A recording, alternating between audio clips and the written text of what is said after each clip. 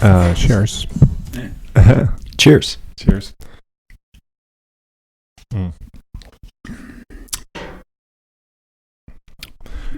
Machine coffee. Cappuccino. It's still better than American coffee. Yeah. Welcome to Escapist Corner. We have a new episode, and this time it is with a lovely member of us. We have people viewing us, of course, via YouTube maybe, and we also obviously are on Spotify, iTunes, Anchor, Stitcher, I don't know, all the platforms. Oh, wow. We're meeting with Doug, and we're gonna try to get into the depths of HR and things that might help people that are running a business and need to get people into that business, but also for people that are looking for a job or so. And the good thing is that Doug has some experience in this field, so we will try to get into those fields in just a second. But we'll start with Doug. Welcome. Thank you for having me. Can you do a brief pitch about who is Mr. Webb? Who is Mr. Webb? Mr. Webb is my father. Oh, you're not allowed to. No, I'm teasing. I always feel much older when anyone calls me Mr. Webb. So in terms of my HR career, I started actually with Siemens back in the U.S. and HR was not a career that I pursued. I just sort of fell into it by accident. Siemens was hiring for a program manager to manage a sales development program for their building technologies group at the time. That's what it was called. So I joined up. I had experience in recruiting. I had experience in career development, having worked at University of Chicago and as a IT staffing recruiter, and sort of perfect mix. And then from there, they converted my job into an HR job, which was funny, and that's how I got into the HR career path. After that, it just sort of took off from there. I was what I like to call playing offense in HR, which is focusing on development, career advancement, early career programs, getting sort of early graduates into Siemens, getting them acclimated, trained, developed, and then plugging them into the various businesses within Siemens in the U.S. From there, went to Siemens Saudi Arabia, and that was as a project manager for building out a gas turbine factory in Saudi Arabia, which was awesome. So I actually lived in Saudi Arabia. And then that went well, and they offered me a job in Egypt to be the head of HR for Siemens Egypt. So I got sort of a very broad experience of HR in that role. And then from there, Egypt was maybe not the best place to be at that time. So went to... you were not in the Brotherhood. This was during the coup. So okay. I was recently married. My wife was pregnant with our first child, and we were trapped in our apartment for 2 weeks at one point in time, because of various activities around the city. So we decided, okay, it's time to get out. So we got out early. We went back to the U.S. Started working for United Technologies, which is another industrial company. And then from there went to another company called GCP Applied Technologies, and then from there went to my current company now, which is PerkinElmer. So that span of careers, it's about 18, 20 years or so. Yeah. Have had experience in recruiting, labor relations, what I would call traditional HR business partnering, as well as learning and development, and then comp and ben. So from an HR experience standpoint, I'm fairly well-rounded, or at least dangerous in a lot of topics, but I'm by no means a specialist in any specific one, other than being an HR partner to a publicly traded company. Yeah. So yeah, interesting. And if we go deeper than that, so you're American to start with. Yes. Yeah. Yes, I am. And you're from Boston originally, or? That was the last place I was living, but I've lived in Boston, Chicago, Charlotte, North Carolina is where I grew up. But I've in Charlotte? Yep. Oh, okay. Yeah. So. By accident, I know about that place, but. Yeah. Yeah. Not many people do. No. So. Yeah, cool. So. What did you study when? Very related to HR. I'm being sarcastic right now. So my bachelor's was in math economics, right. And then I had gotten an MBA in finance and marketing. So the funny thing is that none of that has to do with HR, except it is all it's helpful for a career in HR. So having more of a analytical background and a knowledge of finance, and how it operates within companies is incredibly helpful as an HR partner, because one of your primary partners in any business that you work in is your finance partner, and making sure that you're tied out. In a lot of companies, it's almost the same person, depending on how small it is. But the reality is that the bigger you go, you have to have some specialization. So, yeah. That's very interesting to hear. I talked about this in the last podcast with, I met the CEO of a company called OPEX, called Jim Kroll. And I told him, I joked with him, made a joke about him, because he's a CEO and so on, but I told him, like, he had this seminar where he talked about the importance of words and how you express yourself and what kind of words you use, and he had some good tips. I would definitely recommend to listen to that, but he had some tips on like how words are really important. But I told him, like, so you're a marketer. And the funny thing, because I'm trying to connect these things, is one of my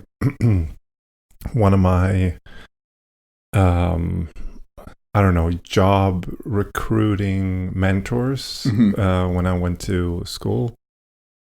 He was former marketing or CMO in a couple of different companies before he started with this mentoring for graduates. And so he was from marketing, but he helped us with recruiting or for job applications, and he was a lot into knowing the words, right? So you're marketing yourself, kind of. You didn't do any marketing class with us, but just job search. No, that's it's funny because you sent a couple of ideas, to discuss, and that's when I was thinking about that, in terms of just trying to gather some thoughts. That was one of the main things that sort of landing on is when either you're looking to recruit somebody into your company or you're looking for a job yourself. It's really this, what is that value statement that you bring, and does that fit within what the company is looking for, and vice versa. It's a two-way street. It needs to fit. It's little Lego pieces that then stack up to each other and connect, and it makes a seamless integration is what you're hoping for in that job search, either you as a candidate or as the company. And when it works and it fits well, it's great, and it's a long relationship, and it's more born out of how much have you spent thinking about ahead of time, what do you really want? Where do you want to take your career? And then how do you succinctly communicate that? Because you usually only get about 30 minutes to capture somebody's attention if you're lucky. But the reality is it's only about 3 minutes, that you have, to capture their attention. So, that's true. And I mean, we talked about this, or there's Jim Kroll actually talked about this book called Pitch Anything by Oren Klaff. I don't know if you know that. I've heard of it. I haven't read it. I read that book years ago, and he asked 2 minutes, to land $1 billion deal. That's it. So he had to know how to have a strategy to, place those, the values and everything in line. Because in 2 minutes, if he hasn't connected, he's out. You don't get the deal. Yeah. And you don't get the pitch again. And it takes a lot, you might spend months or years to get to that boardroom to be able to pitch anything. So you need to have your words carefully thought of before you go in. But very, very, very interesting that you're talking about that regarding the values and the kind of the thought out process of where do you want to go. Because that's one of the key elements that we brought from the Congress we were at last weekend. So what's your vision and what's your mission? And this is nothing super new, right? But am I wrong if I say that the talk about value-driven companies is something that has been like more recent in like the last 5 years, where everyone is talking more about your value, the value base? And well, yeah, if you look at it, because through the history of employers, and sort of what they offered, if you think about it, most likely your parents, worked at the same company for a very, very long period of time.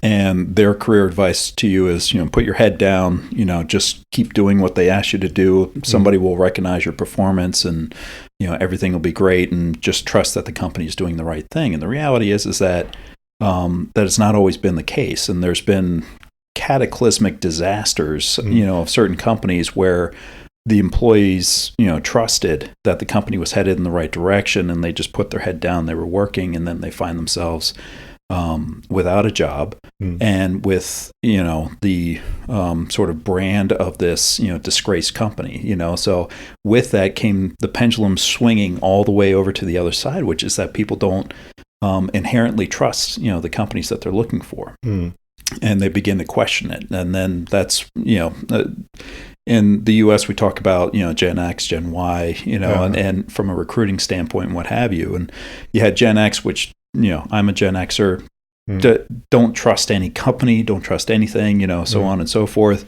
Gen Y is really looking for, look, I'm not going to buy into that. I'm going to question it, but I want to look for more. I want to look for something that, inspires me.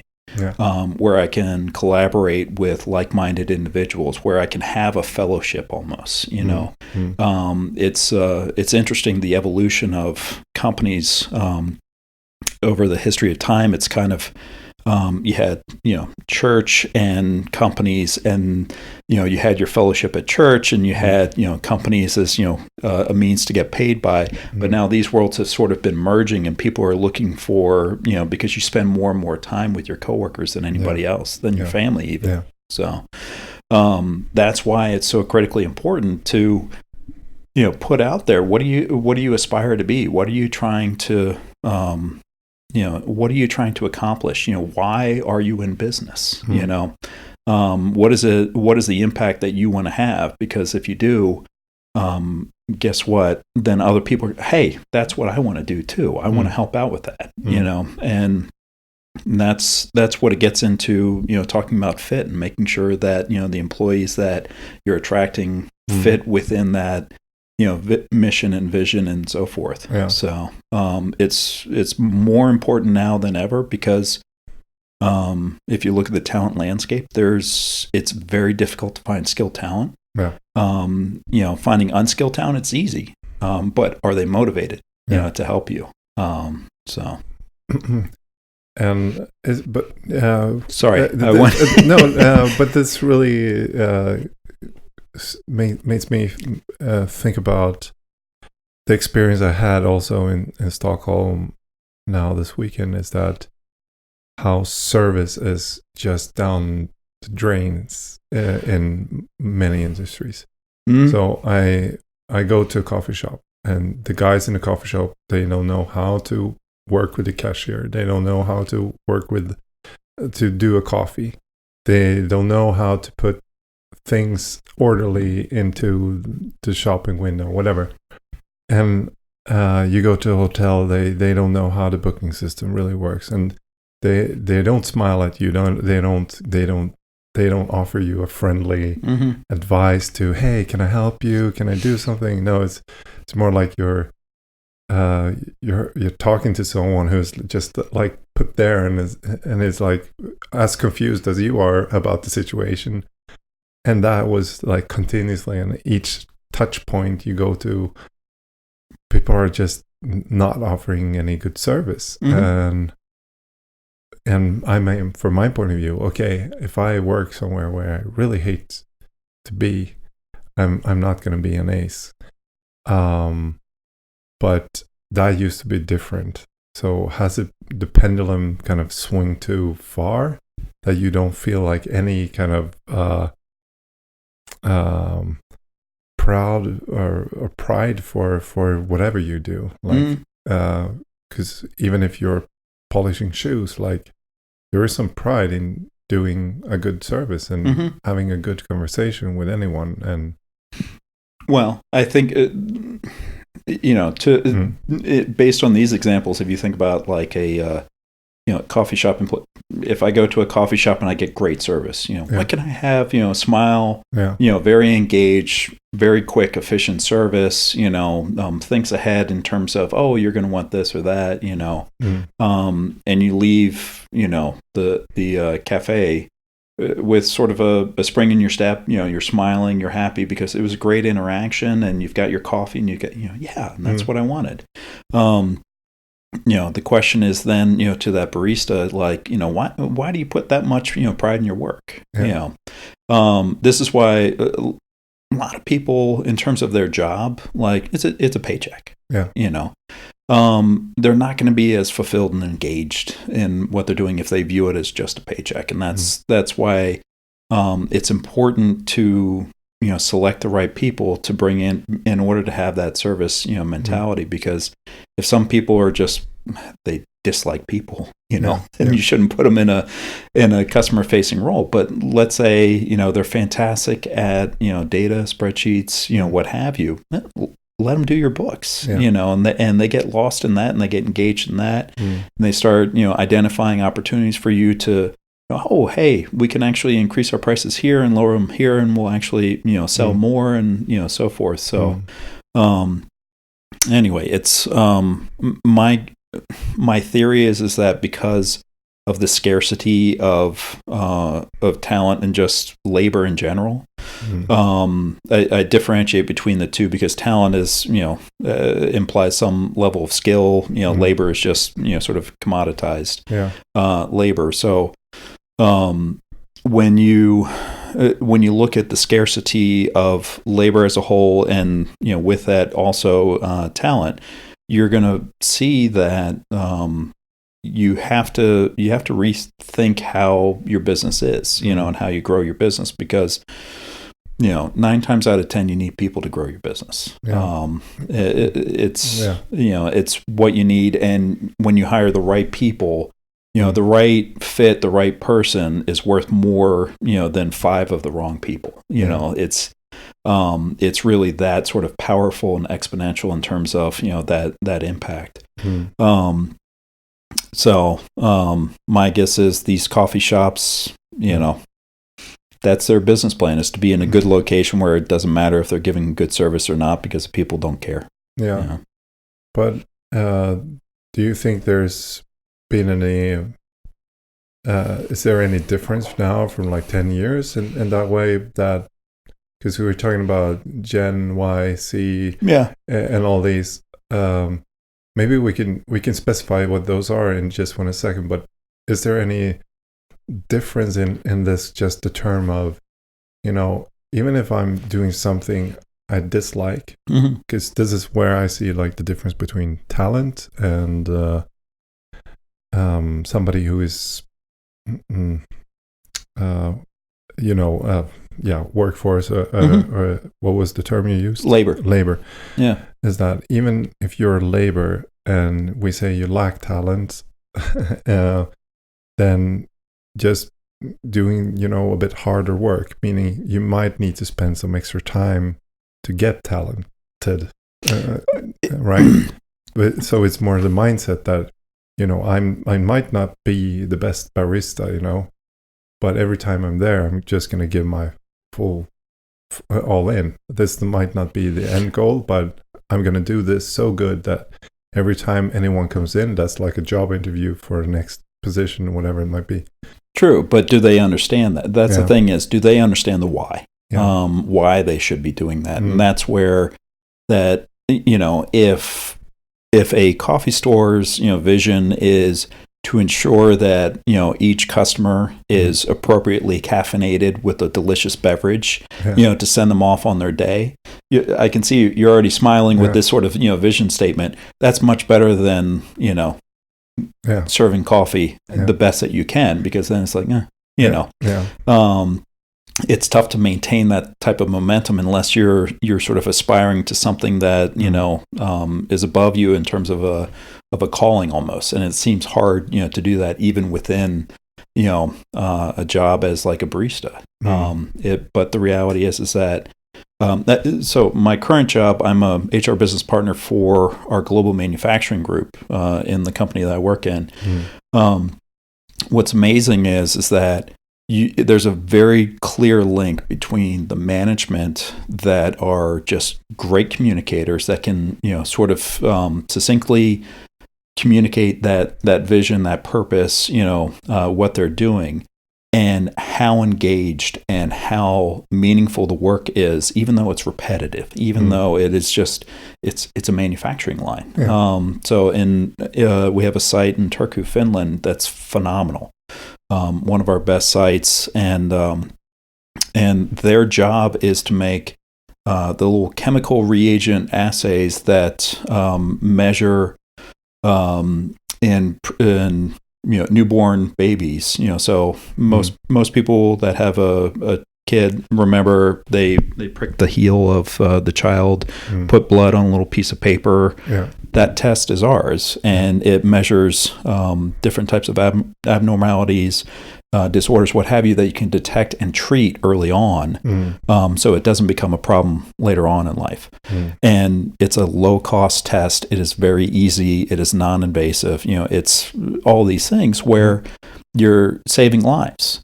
So with that, it's an easy mission to get behind, and everyone that's manufacturing in that site gets behind that, even though they're doing as repetitive a task as serving coffee. So it's just like it's finding that why, finding that mission, that pulls people in. And what's interesting is that site, if I had to guess in terms of what is the national average in Finland in terms of people that have children versus don't, and compare that against our manufacturing group, I haven't done that, but now I'm thinking about it might be interesting. But my theory is that the majority of them have their own children, and find themselves in their work as a result of that. So they can relate to the benefit of what they're doing. It's very personal. So that's interesting. So something that most companies would need to define is their vision, and then start to bone out how to get there via their mission. And do you reckon, this is my take on big companies when it comes to that. You have these values, right, being displayed, and because of this kind of rising tide of everyone has to follow the vision and the mission. So these companies have constructed the vision and the mission out of, I don't know if they pulled it out of thin air, or if it's really generally like, this was my granddad's, dream, and it might be, but we take a company like Volkswagen, VW, and they might have like the greatest vision in the world, but they're not living by it, if that makes sense. I understand your point. Yeah. So, I can give you, so I won't name the company, but there was a company in my past where I hope I don't get sued by Volkswagen. I don't think so. No. It's your opinion. You're entitled to that. So, but there was a company in my past where the vision, mission, even the logo and the name and so forth. I was asking our CEO. It was a big town hall meeting, and I asked our CEO. I was like, this is a sort of compliment him on the vision and mission statement. And I was like, how did this come about? Because I was looking for the story, behind it. And he's like, I don't know. I wrote some notes on a napkin and I gave it to our marketing guys and they spruced it up. And that was 1 month into the company, and that was a red flag for me because I was like, And what happened was, over the course of time, I saw exactly that's how the company operated. It was just kind of like, there was things to check the box, but they didn't believe in it, and they were just chasing the dollars. They were chasing the quarter. They were chasing what Wall Street wanted them to do, and as a result, not successful. So that's I mean, it's interesting that we have these big dinosaurs on the market, but I mean, you could argue that these companies will bite their own tail. Because of the because they might have enough cash flow profit from the past. They're big enough to sort of sustain really bad weather, so to speak. And Volkswagen is a perfect case. I think they spent like €8 billion in fines and what have you, and then they're also having to redesign everything and so forth. They're gonna, and there are some predictions out there. I can't recall his name now. The professor of NYU, he says these big companies are going to break down into smaller companies. Well, you're seeing it now. In fact, I mean, I look at Siemens. Siemens is, signaling to the market that they're breaking apart, and part of that is being driven by the market because they're like, these companies have gotten too big. They're not able to specialize in these different topics, so they're not providing enough shareholder value of return on investment. So you should really split off, and then you can focus on that because this market is really going to accelerate and this one is going to kind of stay stagnant. And anyway, people want to diversify their bets or what have you, but you're seeing that trend now in a natural selection way. United Technology is another company I work for. They've announced that they're splitting into 3 or 4 different companies. You look at what GE's done. Diversifying risk too, right? Well, the assumption originally was, as they combined, was that they were diversifying risk. And now you look at a GE and you look at sort of, their collapse. And what they're having to do to right the ship. Now they're breaking off business units and what have you. GE in 5 years will look drastically different. It'll be one business unit compared to what it used to be. And so to your point, yes, these bigger companies will break down into much smaller companies, but also the rate of tech and innovation and the ability to disrupt well-established industries. It's quite significant. I mean, it's not difficult anymore. The business I'm in, one of the biggest threats is we have these giant instruments that sit on a tabletop that measure very small itty bitty compounds and elemental components and what have you. And the reality is, people are building little things that attach to your iPhone. And then applying a algorithm that then, sort of reads inferences of that. So you don't need the hardware to be as precise. The software can then dial in how specific, it's reading, different things in terms of how much, paper is in this cup and, so forth. And so you've actually lowered the cost of operating that and putting it in the hands of consumers versus professionals. So if you imagine, a pharmaceutical company that have nothing but R&D, scientists, that have 2-3 PhDs, developing new drugs and what have you. Now you're creating technologies where somebody in a garage can come up with a new, pharmaceutical drug. Has to still go through the same barriers, but that cost of innovation has been drastically lowered. So, this is in every field. You have this is kind of the hope on, let's say, the environmental discussion that is going on right now, is that what people don't realize is how we drastically have decreased the amount of production and how much resources, and how we have increased the amount of production on those resources. There are many different ideas or different suggestions out there, but I have like one benchmark thing is like 50 years ago or 60 years ago, there were about like 140 million cows in the US. Like 100 years ago, 140 million cows. And they were, providing food for 30 million Americans or something like that, or 100 million, I don't know.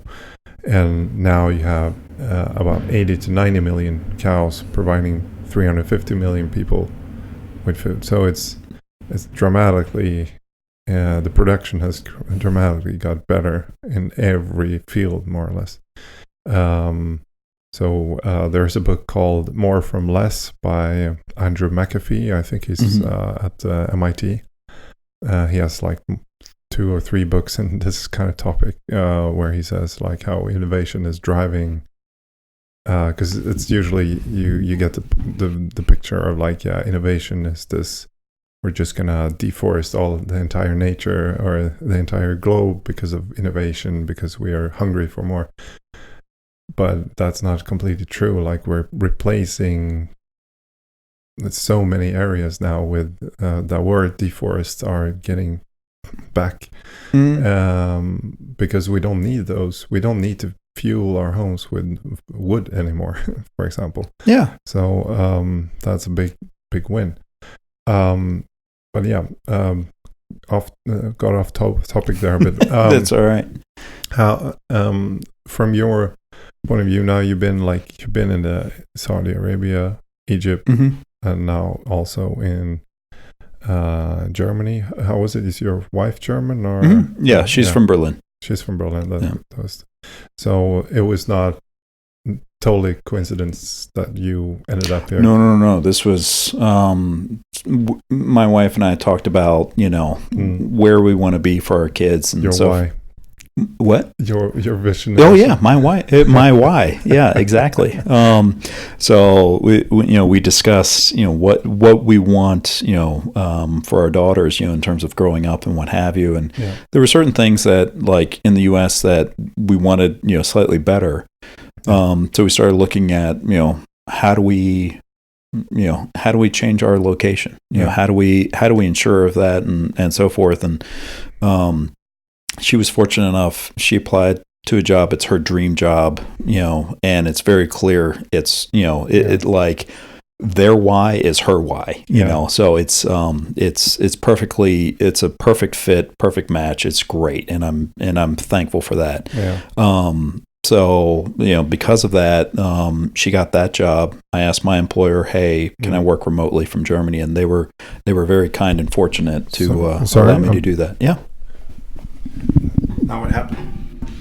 2 seconds.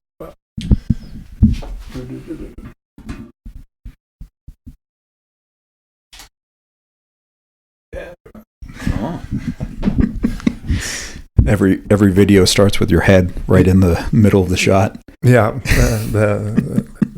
it doesn't have to, but I just like to see myself. No, no. Sorry. That's okay. So that's what brought us to Berlin. Yeah. And it's been great for us, from a family perspective. I mean, there's just that is one very nice thing about Germany is just the overall what I would call infrastructure support, to have a family here. How daycare is set up, how we're paying 1/10 for our daycare what we were spending in the U.S., which is insane. It's like in the U.S. you're almost kind of like, does one of us stay home? Because it was that cost prohibitive, to send 2 kids into daycare. That's usually what happens in the States, right? So you have usually mom then staying home, because otherwise, if mom is working, she's simply working to pay the daycare. It sometimes, yeah. And the problem is in the U.S. from a job market perspective, this concept of part-time working is not really a thing. Whereas here in Germany, it's much different, in terms of allowing flexible hours, and so forth. I mean, there's much more what I call statutory regulation around protecting, the family. Whereas in the U.S. that does not exist. So we actually did it in reverse. What we should have done is come here, to have kids, get the maternity and paternity leave, and so on and so forth. And then once the kids are in school, then maybe someplace else. But oh well. I think that's your experience there is quite interesting with like making that decision to move abroad with family and kids, and how, because I think that's might be many people thinking about that.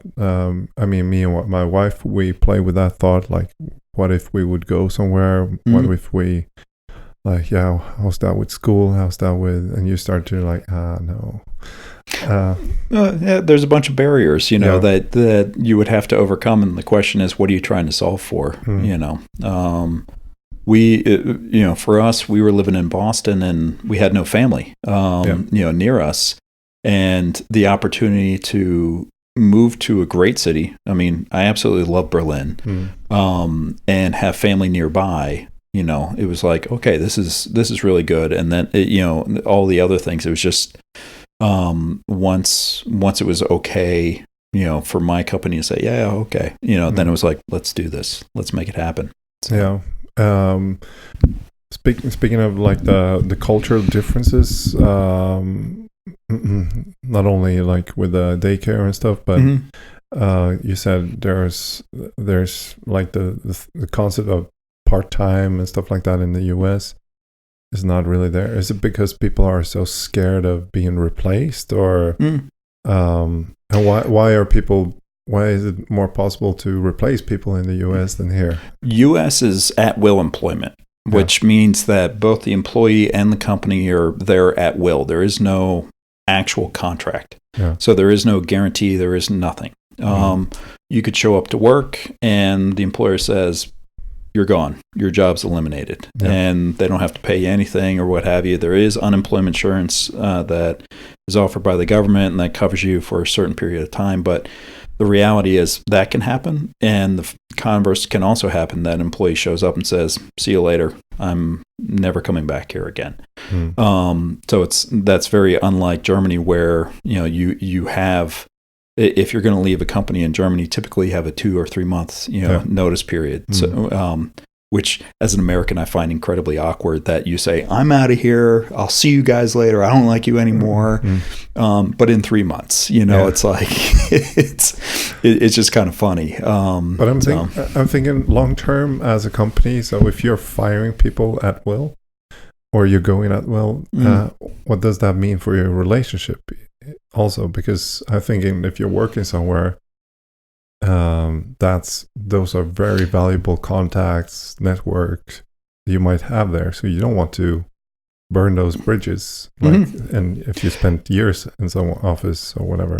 Employment in the U.S. is much. The power is shifted completely to the companies. It's not. It's not a 50-50 thing. So it's very much skewed in favor of companies, but that's also why you see a lot of economic growth in the U.S. and a lot of people, that's one of the main draws is that companies go, oh shoot, I can ebb and flow with the market in terms of labor. Let me put that in the U.S. Yeah. Which is unfortunate because it's also very disruptive, and it creates a lot of uncertainty for employees in terms of okay, can I think like my parents did and put my head down, work hard, my performance will be noticed, and I will always have a job. That promise no longer exists. Which is unfortunate. So it's and what ends up happening is you have a lot of mistrust, as a result. So it's being in HR, it's always an unfortunate event when you have to do a restructure. So that's where you say, okay, the business has changed and we need to fundamentally adapt our cost structure, which includes how many people we have employed.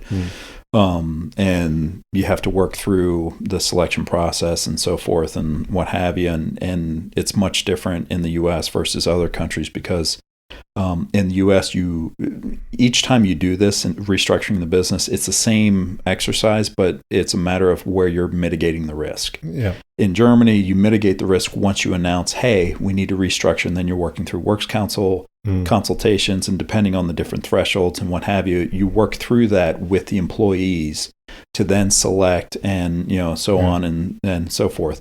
In the U.S., you make all those decisions in a very small group.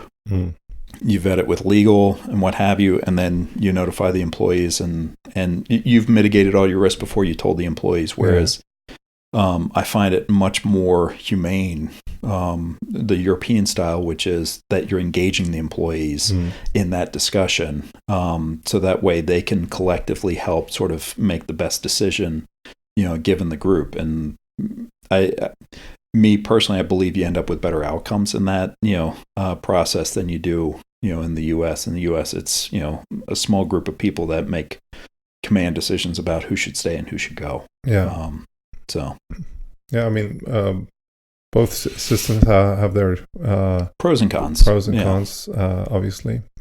I mean, sometimes I can see companies like in Germany, they're reluctant to employ anyone because of the risk. Yeah. Right. So the growth of the companies are not going to be as exponential in that sense.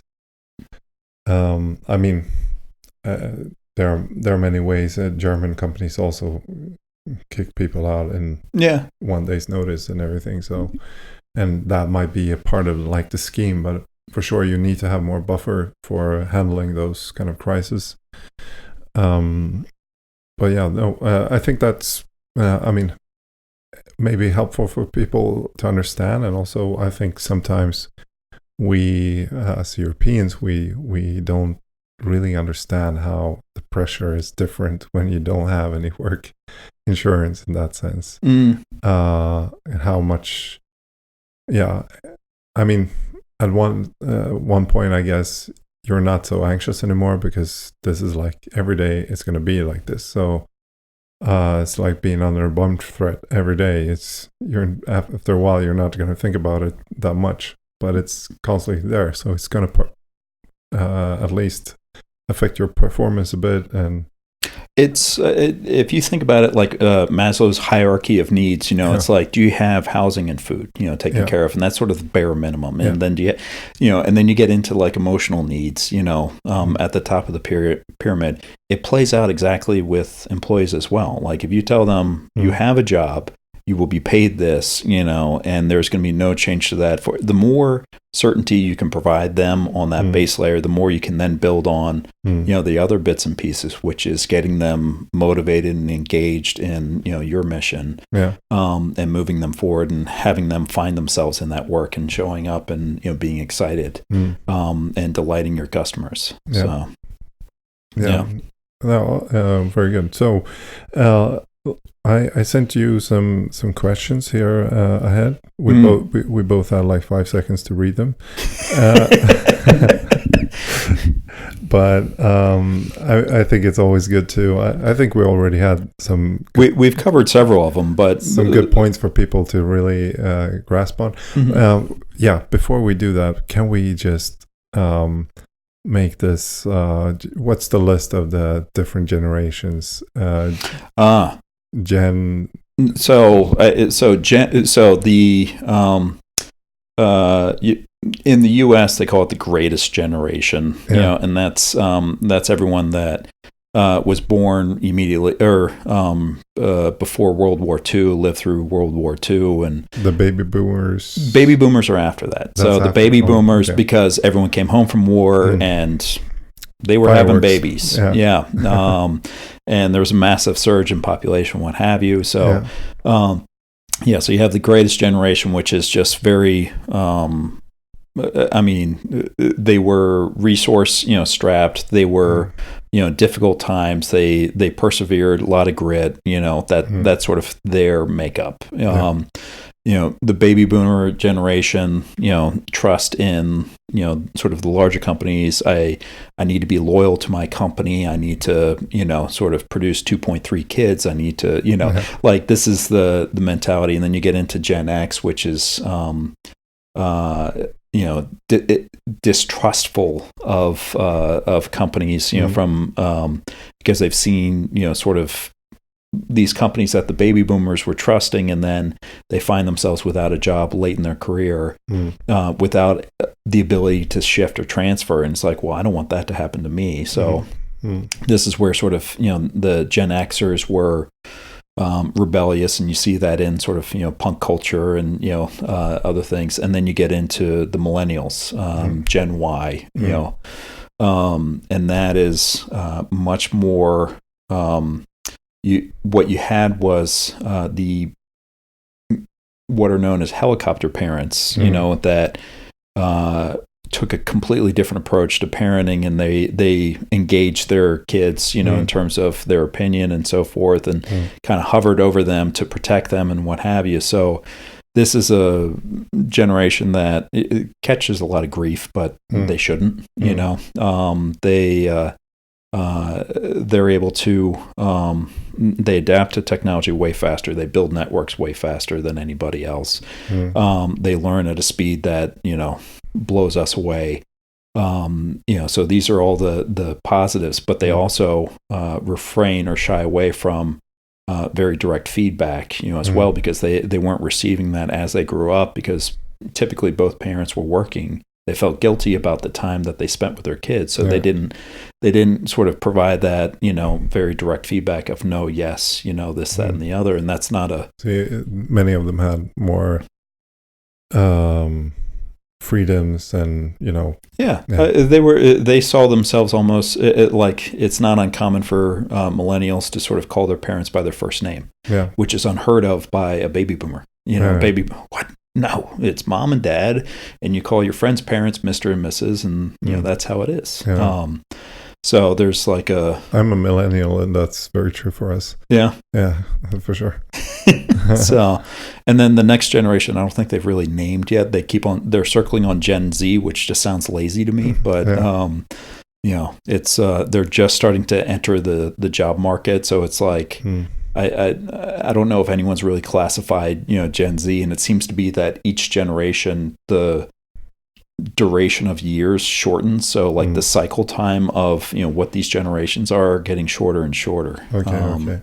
So anyway. That's interesting. I'm thinking the next generation, maybe this is my biased view, but they are more the teenies forever kind of mindset, but maybe I'm wrong.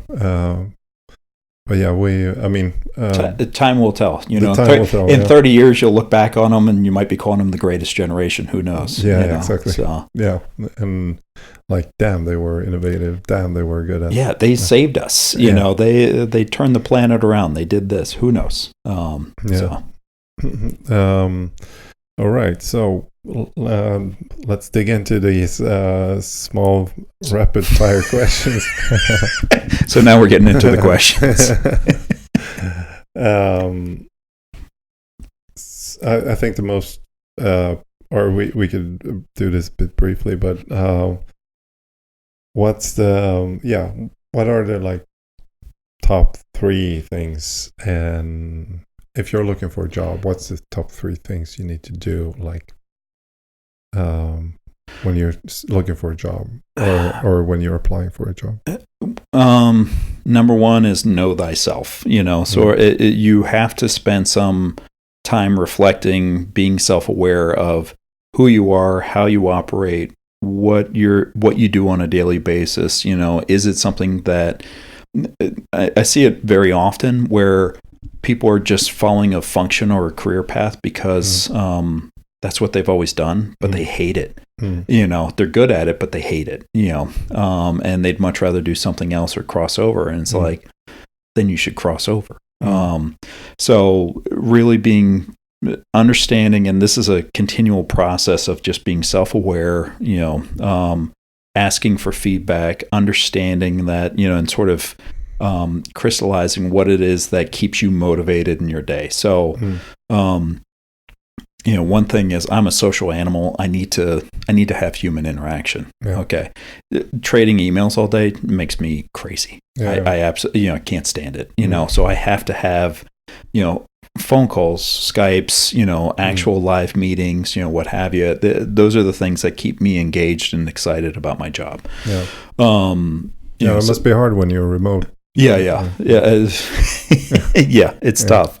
But that's, it's what you do. So, but then, some of the other things, so you have to know yourself. And then to your point earlier on, in terms of marketing yourself, if you know yourself well, then it's very easy to market yourself in terms of what your value is, what you're looking, and why it fits within what the company is looking for, And then 3 is engaging your network. So if you're looking for a job, if you know yourself, you have that sort of, sales pitch of what you're looking for, why, and what value you bring, then it's very easy to connect with other people. LinkedIn is maybe the greatest tool ever. Although some people treat it as if it's like Tinder now, so that's a whole nother story. But from just getting connected to people and companies that you could never find before, and asking for an informational interview, which is, hey, I want to interview you about your job and better understand it, especially if you're making a transition into something new. It's very easy to say, hey, I've done X, Y, and Z. I really want to learn about ABC. You're doing, A and C. I'd like to, can I buy you coffee and learn more about that? And you develop your networks. You then connect with more people. You ask for referrals, and that's where the ball really starts rolling. And then you end up finding a really fulfilling job as a result of that. So that's to me. You always have to start with yourself. What do you want? Why you want it? Does that make sense? And you'll tinker with that as you get feedback through the network, as you're, engaging other people. They may be like, I wouldn't say that, or I would say this, or, they'll be looking for this or not that, and it helps you sort of tweak that for each audience. So anyway, that would be my advice for job seekers. Yeah. So. And from the opposite view, as an employer, how do you find the guys with the right? I mean, there's, LinkedIn is a fantastic tool that I find, which is being able to find both active and passive job seekers. Active, you put up a job posting and they apply automatically. Passive job seekers, you can theorize, I'm looking for somebody that does this in this type of company, and they're probably ready for the next career step or what have you. And you can start reaching out to those people directly, like, hey, would you be interested or know anyone that is, So that's one, just to get them on the hook. But then 2, once you're interviewing them in terms of selection, it's really making sure that your why matches their why, that they're somebody that is going to want to pull forward, with you, that's difficult, to find. Yeah. And sometimes earlier career folks, may need a little bit of coaching, through the interview process, and you may have to say, well, that why is close, but with this, so you almost have to kind of bring them along that, journey with you. Whereas, later career people typically know what they want and why. So, you don't have to spend too much time holding their hand in that process. Anyway, but the also some of the other things that I look for, in hiring, for me personally, I always look for, it's funny, my wife uses this interview question. I started using it immediately after she said it because it fits in line with the idea that, can you influence outcomes, or do outcomes happen and you have to react to it? And this idea of being able to influence it and what have you. And so the interview question that I ask often now is, do you consider yourself a lucky person? Yeah. And it's a very friendly, open way of, asking, do you see yourself as a victim? Yeah. Or do you see somebody who makes their own luck? And that is, it's amazing because you can see are you responsible for your actions?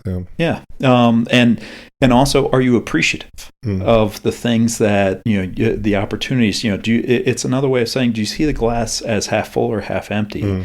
What is your optimism level? It goes in a lot of different ways, but it's a wonderful way to start that conversation to get some insight. Without being mischievous and setting somebody up for failure. That's something I always hate in interviews. Is like, I don't, I mean, from my personal opinion, I haven't done a lot of interviews, to be honest, but I've done interviews from as an employer, for sure, but I haven't done so many on the other side. I've done a couple of few, but yeah, when it's this kind of like puzzle riddle that you have to go through instead of just just stop the dancing, like, can we just talk about what we're working on? And then of course I understand, like, you want to have some kind of you don't want to explain the entire process, because you will have people that are trying to just fake their way into that process, of course. Have you experienced that, like with the fake lipstick interview? The people that are trying to sell you something that is maybe misrepresentative of who they actually are. Yeah, that happens often. So it's because that's the other thing is somebody running away from their job, or are they running to you? So as an employer, you want to make sure you're always getting somebody who's running to you, not running away from their current situation. And usually what I find is when somebody's trying to sell you something, it's because they're smart enough, to know their audience, but they're running away from their current job. And for me, from an HR standpoint, one of the most helpful things that I always do is just to understand the different transitions in the resume. So if there's a gap in the resume, if they move from one company to the next, well, why'd you do that? Why'd you? And understanding the rationale, and when it doesn't make sense, if it doesn't sit well in your gut, in terms of like, that's a rational reason, to move. You have to ask follow-up questions, but doing it in such a way where you're giving them the opportunity to be truthful, but a couple of times with some people that are really trying to sell me, I just say, stop, just stop. I'm looking for the truth. We don't have time for you to sell me a bill of goods. Okay. Right now, I'm not believing you, and I don't think that's what you want me walking away with. And it's funny because sometimes stopping the interview and calling it out in the moment will help correct that. And there's a couple people that I've hired as a result because they immediately flipped and they said, look, here's the reason why, so on and so. I'm like, okay, that's fine.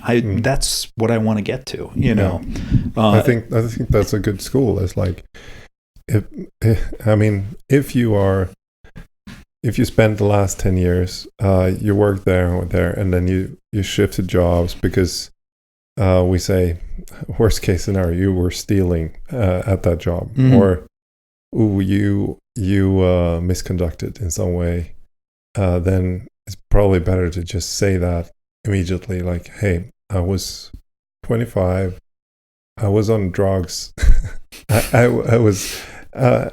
screwed the secretary. Well, there is a moment of maybe sharing too much information.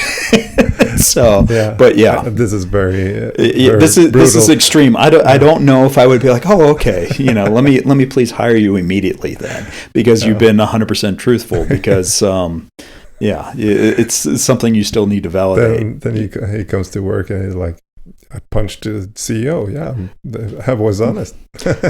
No, for sure. I mean, you don't want to have lunatics just because of that. But better have somebody who's saying, like, I made a mistake, and I own that mistake. So that's the main thing, is that they recognize what it was. They take that ownership, and that accountability, and they're not passing any there might be blame that can be placed on other people or the situation, what have you, but do they hold themselves accountable? It's back to that victim mentality. Do they see that their actions are the ones that they are in control of, and that they can move things forward in an effective and positive way? So what would you say is the biggest difference between let's say the entrepreneurs and the laborers, the labor, or again, it's it's entrepreneurs. They have an idea, they want to make it real, and they want to make a living off of it, and they want to pursue it. And generally speaking, these are people that are never victims. They almost never, unless they're just a bad entrepreneur and fell into some money. But generally speaking, they see that they influence the world, they change. They move things forward. Whereas somebody from a labor perspective that is showing up for a paycheck and just doing a job, that's how they view their job. It's a job, But there are many guys that are in that labor work, right? That might work for a company like yours, right? They work at a manufacturing company in Turku, and they are like, my cost might be the same. Like, I really want to, mitigate kids from growing up with some kind of severe problem, and their calling is so big, and they might say this to the CEOs or for the managers, like, hey, we should implement this change to the systems or whatever, and they say, like, yeah, maybe tomorrow, we'll see, we don't, like, it's a good idea, but we don't have time right now. And those guys then might end up in creating their own side business, where they might even consult for that company, or they may make their own machine, or whatever it might be. So I think there's a level of what I would be trying to find the words for it, but you're content in your job, but you're not complacent, so there's, are you content? That's that engagement fulfillment aspect, and that applies to both the laborer and the entrepreneur and the CEO. It's like, are they switched on and, pulling forward? But there's a complacency aspect of, should we do more? The entrepreneur always wants to do more. The CEO always wants to do more. Or at least that's what you hope. That they want to grow, they want to build, they want to so on and so forth. To your point, the laborer that maybe doesn't want to change certain ways or do certain things because they're like, this is working. Like, let's not change things, because 9 times out of 10, what they've seen is, changes, that occur, and then they, it's like it doesn't take root, and then they're like, well, why buy into the next one? And then, so those are differences that I would see, but you know who those are, and it's pretty easy to identify. So Anyway. Yeah, very. very I could probably keep on going all day here because I have I, I have a lot of things going through my mind, but yeah, that's why I enjoy doing this format. It's kind of like the podcast format. I don't know if I like the video format. I usually have very bad hairstyle in the videos. You stopped wearing hats.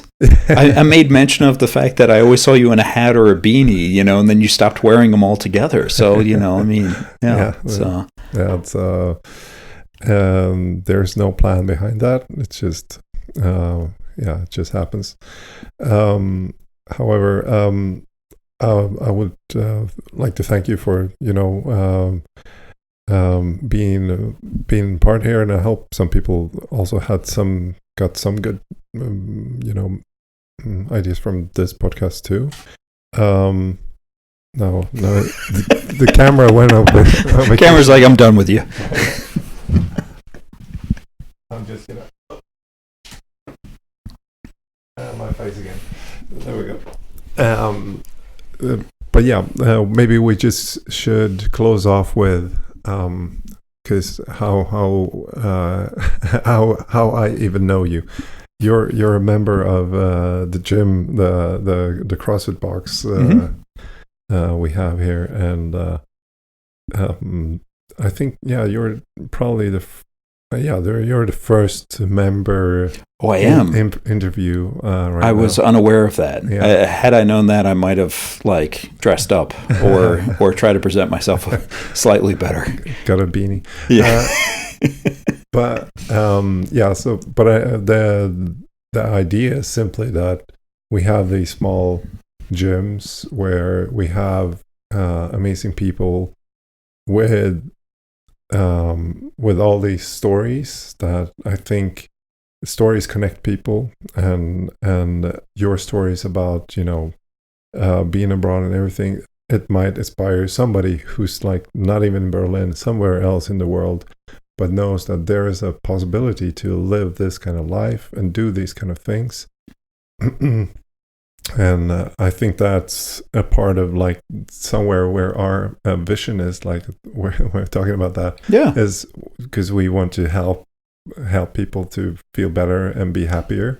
So how can we reach more people? And I think stories are a very good way to connect people, even that you don't know, and you remember the details much better when you can follow a storyline. Yeah. Well, I was thinking about it because I don't know what your interview process is for hiring coaches and other people at the box, but you're doing something right, because everyone that I've met that you and Gerardo have hired is switched on, is helpful, is service oriented, is just it's funny. I'll hear other people talk about other gyms and just these bad experiences, and I'm like, every time I'm at Escapist, I'm always happy about the experience that I have, even when I get my ass kicked.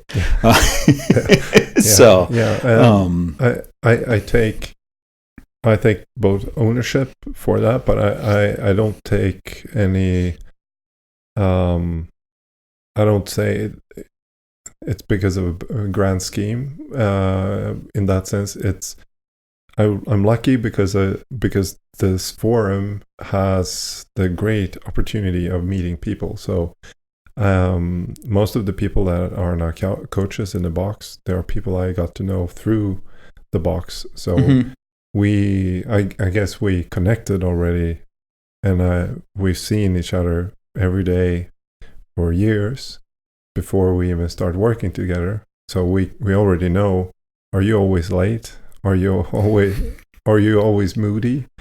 Or are you always like, hey, how can I help? And then if you're a Wolf of Wall Street, you probably want to have somebody who's trying to, pickpocket you, right? That's a guy you want to employ when you're there. But if you have somebody who's that you notice is always there with a smile helping you, it's okay, what can you do? And that's more the conversation you start to look for. Is like, okay, how can we utilize this? This is like awesome. Is again spending time with people that you like spending time with, and we have the fortunate of spending time with, of course, our coworkers and also our members. So all that is a huge win, I think, for everyone, because we spend more time with people we enjoy spending time with. So, but yeah, I'm super grateful for you participating, sharing your knowledge, and no, thanks for having me. This was fun. I hope this inspires some of our members also to join. We are actually right now located in a hotel that belongs to one of our members. So it's called Pension Peters. If you are looking for somewhere to stay in Berlin, you can use the coupon. No, we don't have any coupons, but you should definitely stay here. They are they've been here for a pretty long while. They're doing something good, and they made it possible for us to lend this room. There is actually a bed here. You can't see it on the camera. So anyone else considering to do a podcast with Ricard should not be creeped out by the fact that he brings you to a hotel room. Nothing funny happens. It's okay. It's safe. There's windows. Everything's good. You're allowed to keep your shirts on. So it's okay. Thanks you, Doug. Well, see you later in the week. All right. Sounds good. Thanks, Ricard.